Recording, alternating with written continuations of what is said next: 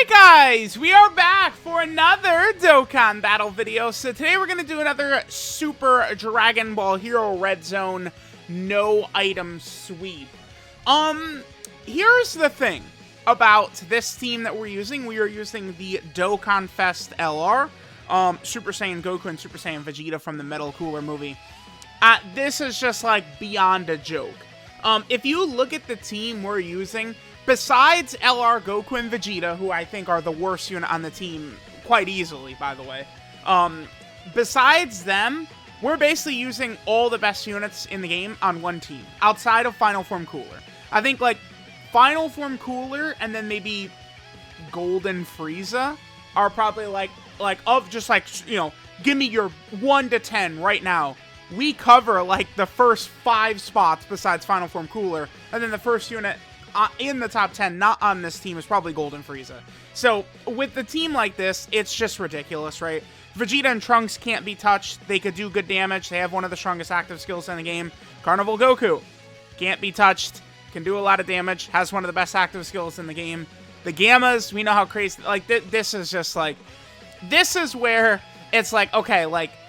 I love the Gammas. Carnival Goku is raw. But, like, they actually just dropped 1 million top-tier units in a row on the same teams, basically, right? Like, movie heroes is just too sick. But the team is just too crazy, right? Now, I believe this is a good example of why Gamma 2 can be so formidable and why he's not just a damage dealer. So Gamma 2 does eat 200k right there. I mean, it's a bad rotation for him.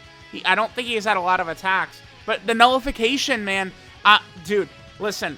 This is why Gamma 2 he is a beast. He could do crazy amounts of damage, but he has support and a nullification. So it's like he doesn't just do damage. And then defensively, this is a crazy turn. I know he took 200k, but that's type disadvantage by a relatively strong red zone boss. And look what he did. Look at that rotation by Gamma 2. And that's a terrible turn for him, right? Like, that's not under the umbrella of Gamma 1. Gamma 2 is ridiculous, right? Nullification is insane. That really, with the support and the nullification under Gamma 2's belt, man, I really like that for him, right? It gives him a little bit more than just, you know, a boring damage unit. He's got some other stuff to him, which is really good. I mean, there's nothing Golden Cooler could do. He has no powerful gimmicks to shut us down. He just hits hard, but he doesn't hit hard enough to kill these characters, so goodbye, Golden Cooler, goodbye.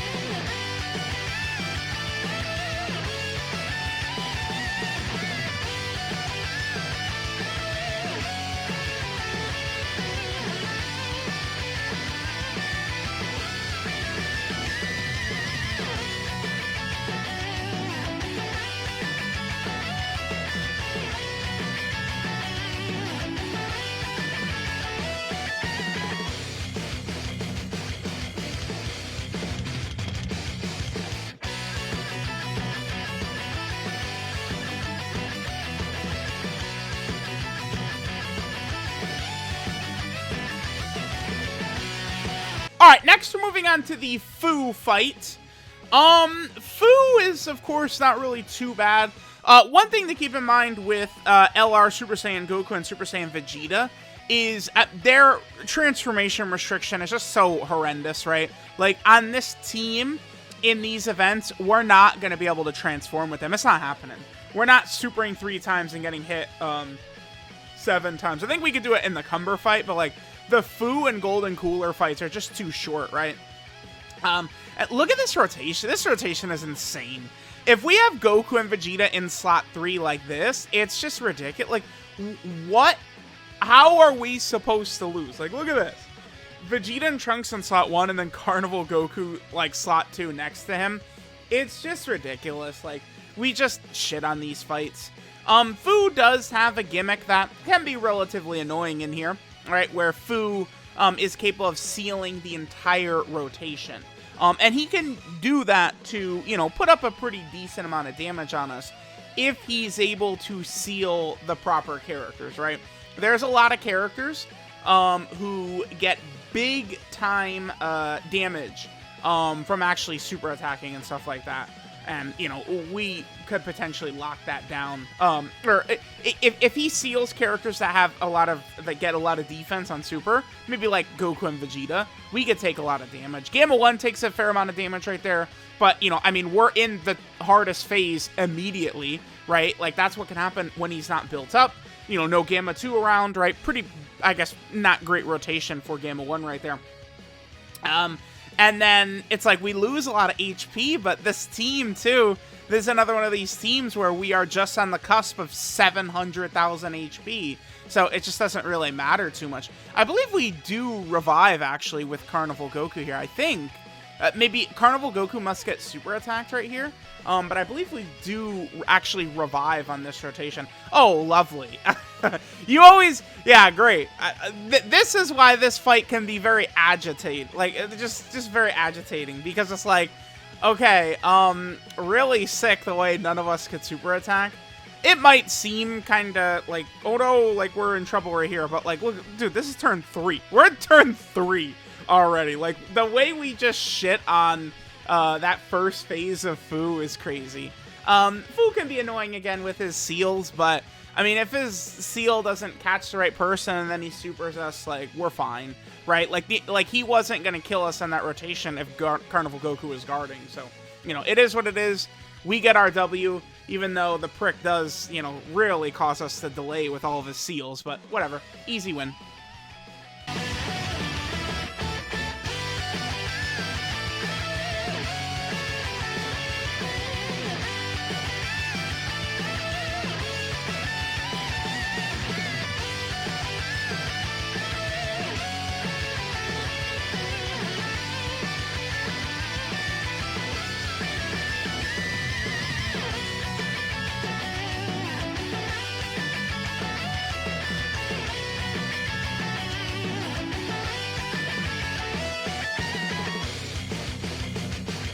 Alright, now we move on to the final fight. This, of course, is against Cumber. I did not really change the team up at all, but we certainly could have. Remember, the Goku and Vegeta, right? Their leader skill is pretty insane. Join forces and movie heroes. There's really a lot of different options, a lot of different ways we could build this, in which we could just absolutely destroy, but I don't know. I just, like... I just ran through this real quick, right? Like, let's just, you know, build this ridiculous team, and then we just zoomed right through this red zone here. Now, Cumber can be, you know, he can be tough at times. He is an over 1 million damage super attack boss, but the problem with Cumber is that, you know, it being 3 phases is a big difference between, like, 2 phases, right? Like, a lot of the Wicked Bloodline Red Zone fights, I think, are pretty tough because they're very fast fights, right?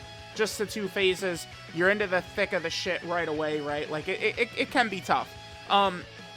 Here against Cumber, though, we at least have 3 phases. So we have 2 phases to build up before Cumber is at max power, right? Like, in the fight against Fu, we saw Gamma 1 take a lot of damage. We actually got the Carnival Goku revive because of the fact that we were just blasting through him so quick. But this is also a thing, like, actually having the Gammas next to each other, they get a ridiculous power buff, right? Once they're actually next to each other, activating all their links and just doing insane amounts of damage. Although this does stun right there, right? Remember that Cumber, in all 3 phases, he stuns. So when he stuns you, if he super attacks right away, like, you know, Gamma 1 wasn't able to attack on this turn because of the fact that he was stunned, right? And then also, Great Ape Cumber here, he gets an attack buff after he supers. So if he supers right away and then does these AoE normals, that could cause him to do a lot of extra damage, but our rotation was too strong, right? It didn't actually matter, again, because our rotation was just way too good. So we were able to just sort of eat that up, right? The damage he could do doesn't really matter. He's not going to kill Vegeta and Trunks. He's not going to kill Carnival Goku. Pretty much, the only way we're dying is, I think, if Super Saiyan Goku and Vegeta would get caught by a super attack. I think that's really the only way we do die. Now, I believe Gamma 2 might actually, because if you guys are not familiar, my Gamma 2 does have I have full dodge on Gamma 2 and Kid Goku, and any character I've given full dodge to, I've never regretted it even once, right? I think Gamma 2 dodges a super attack right here, I think. Because remember, Cumber does not do a Ki Blast super, right? So this is just, I think this is an other super is what this is, like an undefined one. And Gamma 2 probably would not have... Let's see, how many supers does Gamma 2 do right here? He probably would not have died, but I still think it's good. You know, I give these characters full dodge builds, and people just go on and on about how stupid I am, but then when I'm dodging super attacks, like, well, yeah, you know, it's almost like I gave it to him for a reason. Yeah, he's supered enough. He's not dying. Does he dodge a super? No, oh, no, he eats it. Okay. And 373, that's pretty good. I think that 373 right there from Cumber, that's not bad at all. We can definitely take that, no problem. That's where if Gamma 2 gets a bunch of super attacks in, he can begin to become a little bit of a tanky boy, right? So there we go. There is the Dragon Ball Hero Red Zone swept with this team.